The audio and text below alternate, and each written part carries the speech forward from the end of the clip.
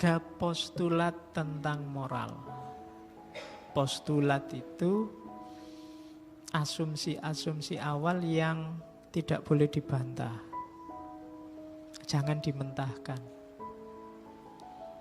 Tentang moralitas, katanya Immanuel Kant, moralitas itu akan eksis mensyaratkan 3 hal. Otonomi, immortality, dan God.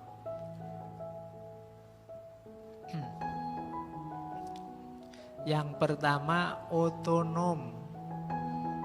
Orang tidak bisa disebut bermoral kalau dia tidak otonom, tidak bebas. Saya rajin loh Pak ke masjid. Kenapa? Diawasi terus sama ustadku. Enggak bebas itu. Bukan pilihanmu sendiri berarti. Saya tekun sekali. Saya semester ini tuh Pak, kuliahnya nggak pernah bolong. Kenapa? Diancam sama kaprodinya Pak. Kalau kuliahnya bolong-bolong lagi tak DO, jadi terpaksa saya aktif. Itu kamu tidak bisa disebut bermoral, wong bukan pilihanmu sendiri. Jadi, terpaksa Pak saya harus memperkosa. Kalau enggak saya perkosa, nyawa saya terancam. Itu kan, ya meskipun memperkosa, tapi kan kamu dipaksa. Yang salah kan yang maksa, bukan kamu yang dipaksa. Bukan pilihan bebasmu. Bahwa urusan enak ya urusan lain.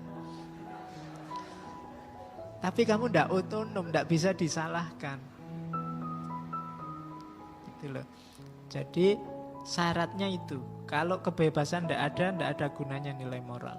Tidak perlu moralitas, wong tidak bebas. Yang kedua, immortality.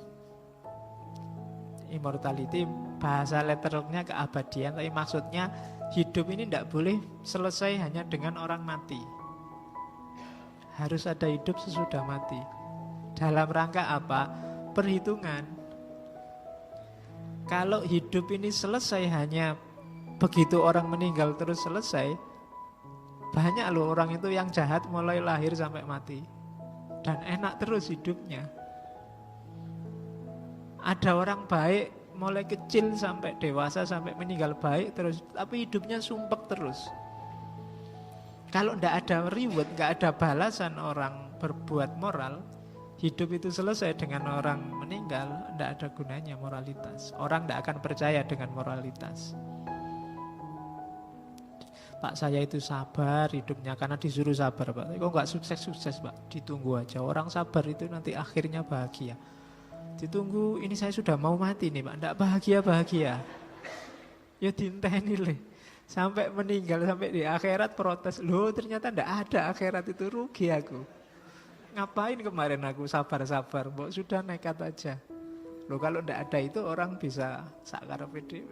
Harus ada hari pembalasan.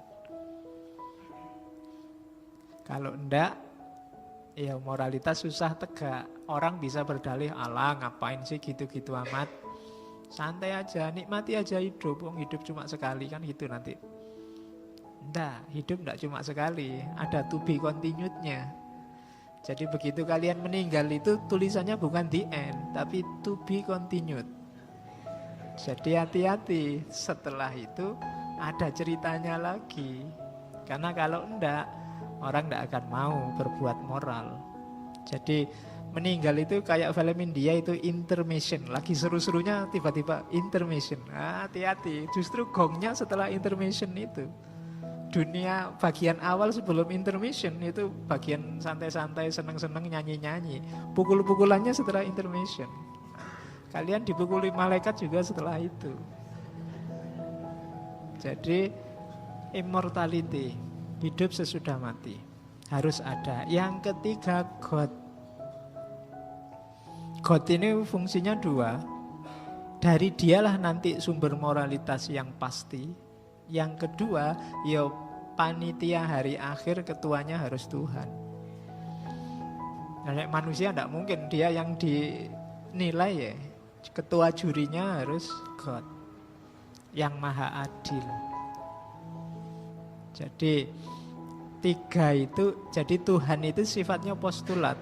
Kalau di Immanuel Kant, hari akhir itu postulat. Postulat itu asumsi dia harus ada dalam rangka moralitas harus tegak. Kalau tiga hal ini tidak ada, moralitas tidak akan bisa tegak. Kalau tidak ada kebebasan, moralitas tidak ada nilainya. Kalau tidak ada hidup sesudah mati, tidak ada immortality juga, orang akan segan mengikuti moralitas.